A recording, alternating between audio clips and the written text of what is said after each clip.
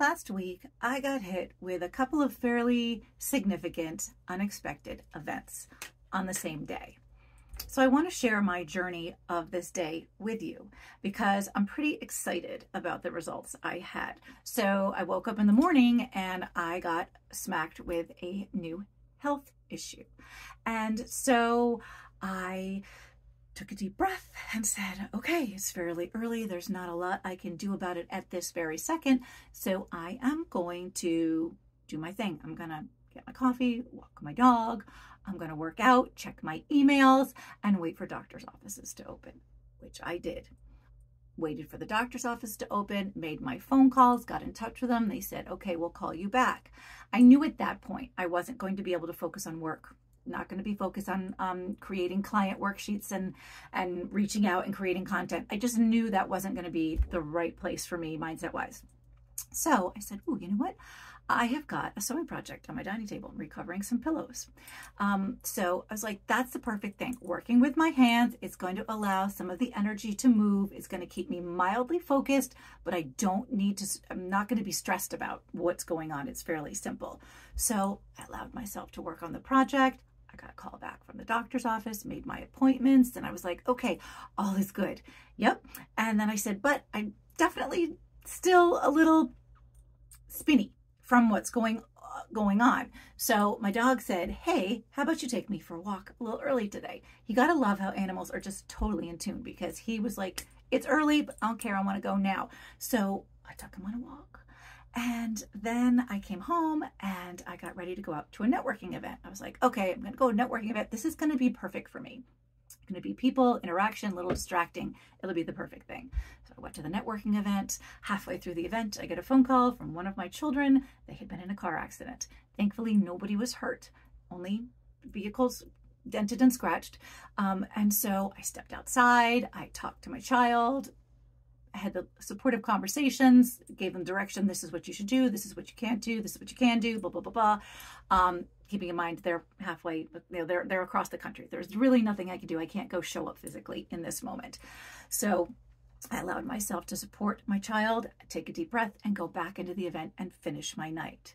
When I got home, I was reflecting on my day, and I was really, really proud of the progress that I'd made. Previous versions of Galen would have definitely spiraled and derailed quite a bit, and it could have taken me down for the rest of the week.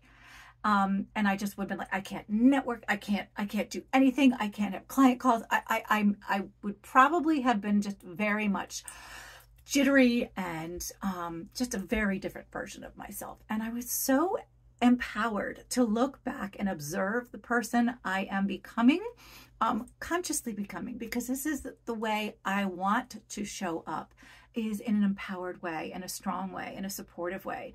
And I wanted to share that with you because I wanted to share how powerful it is when you start to understand yourself, the self-awareness, the self-actualization that comes from that, and how you can truly, truly have a much more satisfying existence when you start becoming aware of your own needs and become the champion for yourself.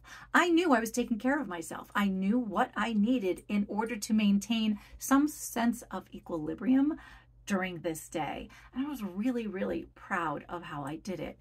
And one of the things that I have done recently is I have created these 5-minute mini meditations.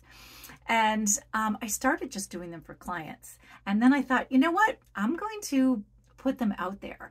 And I'm getting such great feedback because it's one of those things that starts teaching your brain, oh, this person's listening to me and they're taking care of me and they know I need just a few minutes.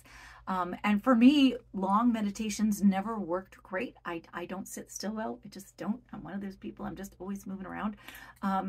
So I like a little bit of meditation because a little bit of meditation is better than no meditation. So I started creating these little less than 10, under 10. So it's Find Your Zen in under 10. I love them so much. If you're interested in getting on the list, I'm emailing them to people. They're no cost. Just let me know and I'll happily put you on the email list for my Find Your Zen in under 10 mini meditations.